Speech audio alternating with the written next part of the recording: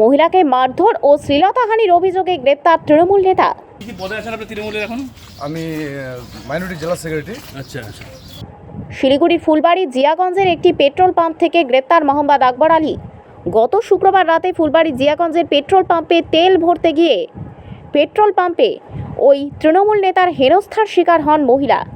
আপনি একজন পদে আছেন তৃণমূলের পদে, কি না পদে না, আছেন? নোংরা ভাষা গালি দিবে কেন? কি পদে আছেন বললেন? আমি জেলা সেক্রেটারি। জেলা সেক্রেটারি কোন জেলা? মাইনরিটি। মাইনরিটি জেলা সেক্রেটারি।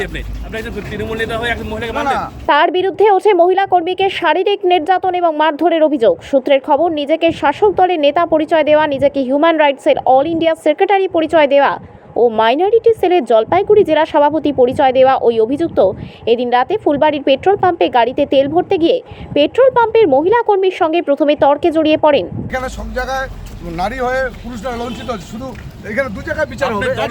আপনি দলের দলের আমি দরকার বলে আমি ইস্তিফা দেব। আমি এর আগেও লাঞ্ছিত হয়েছি একটা 14 বছর মেয়েকে। জানা গেছে, বিগত সময় নিজেকে তৃণমূল নেতার পরিচয় দিয়ে 2000 টাকার পেট্রোল বাকি নেয়। সেই টাকা না দিয়ে আবার পাম্পে তেল ভরতে চাইলে কর্তব্যরত মহিলা কর্মী তা দিতে অস্বীকার করায় তাকে সপাটে থাপ্পড় মারেন অভিযুক্ত। শুধু তাই নয়, মহিলাকে শ্লীলতাহানি করেন। মহিলা কর্মীর অভিযোগের ভিত্তিতে মোহাম্মদ আকবর আলীকে গ্রেপ্তার করে শিলিগুড়ি মেট্রোপলিটন পুলিশের নিউ জলপাইগুড়ি থানা। এমনকি এই ঘটনার কথা স্বীকার করে নিয়েছেন ধৃত। অন্যদিকে দলের কোনো কিছুর সঙ্গেই জড়িত নয় অভিযুক্ত আকবর আলী, সে মানসিক রোগী, এমনটাই বলছেন জলপাইগুড়ি মাইনরিটি সেলের সভাপতি মিজানুর রহমান। ধৃতকে শনিবার জলপাইগুড়ি আদালতে পেশ করা হয়। দাদা, আপনার কি পদে আছেন? নাম কি? হ্যাঁ, আকবর বাবু। কি পদে আছেন আপনি তৃণমূলের এখন? আমি মাইনরিটি জেলা সেক্রেটারি। আচ্ছা আচ্ছা। পেট্রোল পাম্পে ঝগড়া ছিল, আমাকে নোংরা ভাষা, আমার বাবাকে মানে নোংরা ভাষায় গালি দিচ্ছিল আচ্ছা বলে, তখন আমি গাড়ি থেকে নামি, কথা কাটাকাটিতে একজন ভদ্র মহিলা আমার কলার ধরে থাপ্পড় মারে আমাকে। আচ্ছা। এই বিষয় নিয়ে আপনি মহিলার আপনি একজন পদে আছেন তৃণমূলের পদে, কি না পদে না, আছেন? নোংরা ভাষা গালি দিবে কেন? কি পদে আছেন বললেন? আমি জেলা সেক্রেটারি। জেলা সেক্রেটারি কোন জেলা? মাইনরিটি। মাইনরিটি জেলা সেক্রেটারি। আপনি একজন তৃণমূল নেতা হয়ে একজন মহিলাকে না মারলেন? না, এখানে সব জায়গায় নারী হয়ে পুরুষরা লঞ্চিত হচ্ছে, শুধু এখানে দু জায়গায় বিচার হবে। আপনি দলের আমি দরকার বলে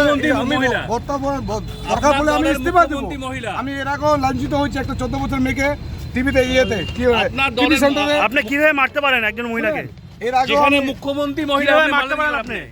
এর আগেও আমি লঞ্চিত 14 বছর একটা বাচ্চাকে উদ্ধার করতে গিয়ে ওখানেও আমার বিচার হয়নি। দাদা, আপনি একজন সেক্রেটারি, আমি একজন ব্যবসায়ী, কিভাবে মারতে দরকার পারেন? বলে আমি ইস্তিফা দেবো, সেটা বড় কথা না। দরকার বলে আমি ইস্তিফা দেবো, কিন্তু সব জায়গায় ছেলেটা লাঞ্ছিত হয়। আপনি কি শুধু মাইনরিটি সেলের সেক্রেটারি? আমি আরো বেশ আর কি পদে? আর কি পদে আছেন দাদা? আর কি পদে আছেন বলেন? দাদা, কি পদে আছেন আরো? আর কি পদে আছেন? নাকি মিথ্যা বলছেন? কি পদে আছেন আরো দাদা? আপনাদের যে মাইনরিটি সেলের একজন প্রেসিডেন্ট অ্যারেস্ট হয়েছে গতকালকে একজন মহিলাকে মারার জন্য। সে ব্যাপারে কিছু বলবেন আপনি? আপনার একজন মাইনরিটি সেলের প্রেসিডেন্ট রয়েছে জলপাইগুড়ি জেলার। আমার কোনো প্রেসিডেন্ট অ্যারেস্ট হয়নি তো। আর আমার প্রেসিডেন্ট আকবর আলী নাম ওনার।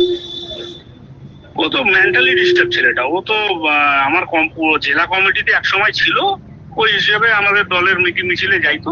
ঠিক আছে, আমাদের কোনো কমিটিতে উনি নেই। ঠিক আছে, উনি নিজেকে অনেক জায়গায় হয়তো বলে বেড়ায় এটা সেটা আমরা দল সেটা ওনার দায়িত্ব নিতে পারবো না। আমাদের দলে উনি আমার জেলা কমিটির কোনো পদে উনি নেই। ছিল এক সময়, সেটা পুরনো, যখন আমি দায়িত্ব পাই তার আগে থেকেই ছিল। তারপরে ওই নামটা এমনিতে ওনার নামটা চলে আসে অটোমেটিকলি, এটা সিস্টেম। যারা পুরনো কমিটিতে থাকে, নতুন কমিটি হলে নামগুলো অটোমেটিক চলে আসে। তারপরে আমি 6 মাস আগেই আমি আমার যারা ওখানে জেলা মিটিং এ এবং ব্লকের যারা আমার ওখানে যে ব্লক প্রেসিডেন্ট রয়েছে ওনাদেরকে বলে দিয়েছি ওনাকে যেন কোনো জায়গায় জায়গা দেওয়া না হয়।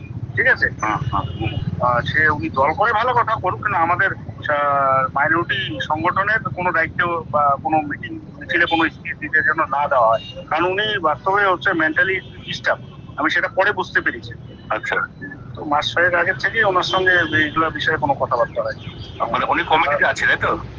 সেটা পুরনো কমিটিতে ছিল এক সময়। হ্যাঁ, সেই কমিটিতে অটোমেটিক তো ওটা চলে আসে, কিন্তু আমরা কোনো মিটিং মিছিলে ওনাকে ডাকি, উনি নিজেই নিজের ইচ্ছা মতো যায় এদিক সেদিক। আর আমরা জানতে পারি মাস 6 আগে যে উনি মেন্টালি একটু ডিস্টার্ব। ঠিক আছে, তো সেহেতু তাকে নিয়ে তো আর তাকে আমরা এমনিও মিটিং মিছিলে আমরা ডাকি না স্যার। ওনার বিরুদ্ধে একটা অভিযোগ আছে, একটা মহিলাকে মারধর করেছে। হ্যাঁ আমি শুনলাম। হ্যাঁ হ্যাঁ। তো কালকেই আমি দেখলাম, তো ছেলেটা একটু মেন্টালি ডিস্টার্ব, ঠিক আছে, আর ওর এইসব ব্যবহার খুবই বাজে। এবার আমরা দলও প্রশ্রয় দেয় না, আর ও দলের কোনো দায়িত্বে নেই, ঠিক আছে। দলগতভাবে কোনো অভিযোগ করবেন, আপনার অ্যাকশন নেবেন ওর বিরুদ্ধে? দলের কোনো দায়িত্বে যেহেতু নেই, আমরা কি অ্যাকশন নেব? যেহেতু একটা সাধারণ যেহেতু কমিটিতে আছে বললেন। না না, কমিটিতে পুরোনো কমিটিতে ছিল এক সময়, কিন্তু 6 মাস আগে আমরা জানতে পারি উনি মেন্টালি ডিস্টার্ব, ওই জন্য ওনাকে আমরা কোনো মিটিং মিছিলে রাখি না। উনি ইচ্ছাকৃত ভাবে এদিক সেদিক চলে যায়। আচ্ছা। কোনো মিটিং গিয়ে কোথাও গিয়ে ফটো তোলা। এখন দেখেন অনেক লোকই আসে আমাদের সঙ্গে সেলফি তুলতে চায়, আমরা তো জানতে পারবো না যে সে মেন্টালি ডিস্টার্ব না সে তার ক্যারেক্টার সম্পর্কে তো আমাদের জানা নেই। আমরা মিটিং এ যাই, অনেকে আসে আমাদের সেলফি তুলে সেলফি নেয়। হ্যাঁ, আর আমরা এটা 6 মাস আগে আমাদের যে দলনেত্রী আছে জলপাইগুড়ি জেলা সভাপতি মহাশয়া, আর সেটা উনিও উনি ওনার সঙ্গে আমি এটা ডিসকাস করি যে ছেলেটা মেন্টালি ডিস্টার্ব। ওনাকে আমরা অনেক মিটিং এ আসার পরেও হয়তো মিটিং থেকে, এর আগে একটা জলপাইগুড়িতে মিটিং হয়েছে, মিটিং থেকেও আমরা ওকে সাইড করে দিয়েছি যে ভাই তোমাকে এখানে থাকতে হবে। দেওয়া হয়েছে মিটিংটা, ঠিক আছে। ঠিক আছে, আচ্ছা, ধন্যবাদ। ঠিক আছে, ধন্যবাদ।